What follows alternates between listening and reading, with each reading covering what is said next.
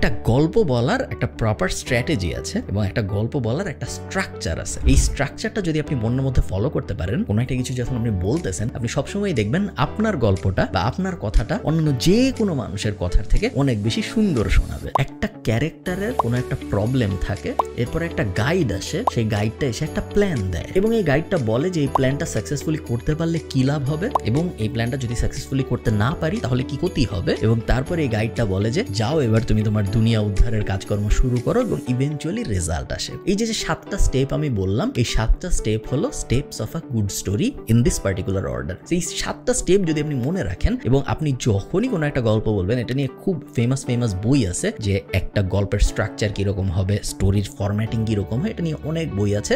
বইয়ের মূল প্রতিপাদ্য বিষয় এটাই যে এই 7টা ফরম্যাটের স্টেপ যদি আপনি এক্স্যাক্টলি এই ফরম্যাটে ফলো করতে পারেন, সেই ক্ষেত্রে আপনি সবসময় অন্যান্য মানুষদের থেকে অনেক ভালো স্টোরি বলতে পারবেন।